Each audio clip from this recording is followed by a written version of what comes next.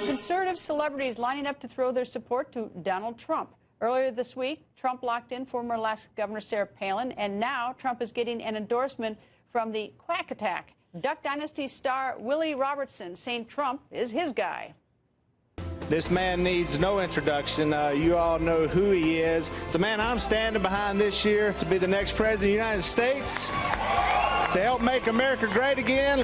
Donald Trump, he's talked about the issues that matter, the issues that you and I talk about. Things are going to be different when he's elected. The man I have the honor of introducing is not afraid to tell it like it is. He's not very politically correct. He's very bold. He loves his country, and he firmly stands behind the Second Amendment.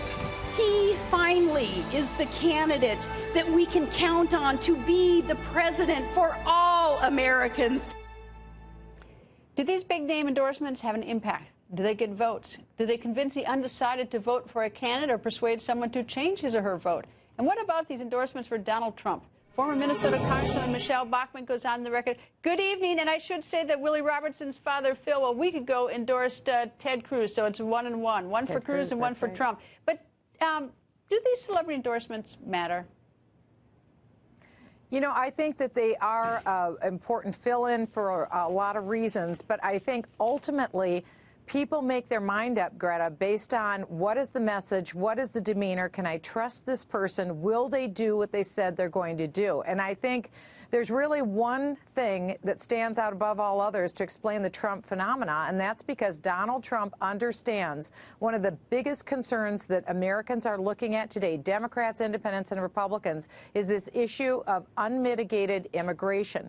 He put his finger on that. He hasn't pulled back despite the criticism, and people want to know who's going to do something about this issue, but more importantly, who's going to stop the Obama agenda. And so people are looking at Cruz and Trump and making their minds up now in the next probably 60 to 90 days.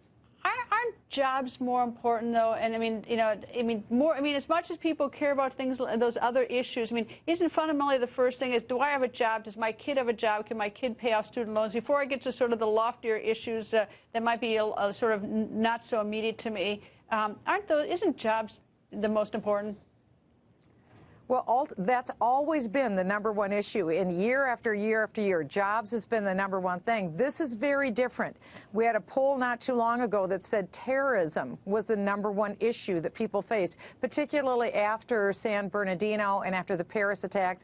People have a heightened concern, and that ties in with immigration. So, of course, people are concerned about the economy. But I think, again, they reject the Obama prescription for the economy. They look at a fighter like Ted Cruz. They look like at a businessman like Donald Trump, and they say, these are two guys we think can do the job. All right. The National Review has, as lack of better other description, an anti-Trump manifesto, and it's got, I don't know, 22 conservatives who wrote articles about it, and some people in the Beltway say that this has a great significance in terms of setting a conservative agenda. I don't think anyone in my hometown reads any of these people, and it doesn't, you know, I don't think it's going to move a vote. I don't know. So you tell me, does this National Review Online having an anti-Trump manifesto mean anything to the voters, do you think, in Iowa? Well, certainly people listen to Glenn Beck. Certainly people listen to people like Eric Erickson. There's a lot of really great people that are in that magazine. Thomas Sowell, for instance. So does it have an impact? Yes, it does. But ultimately, the bigger impact is the candidate themselves. I think ultimately Trump is only going to be strengthened. Cruz will only be strengthened. I really believe we're at a two-man race now. And I think once we're past Iowa and New Hampshire, the rest of these races are going to fold pretty fast. We're going to know, Greta, pretty soon who our nominee is. You know what, I think Glenn Beck, Eric Erickson, those names you name, I think it just gives Donald Trump more ammunition because he loves these fights, and he's going to dig right into the background, talk all about them. I don't know. I think he's clever, you know. So I think this is going to be more interesting, not less interesting. Anyway, Congresswoman, thank you for joining us.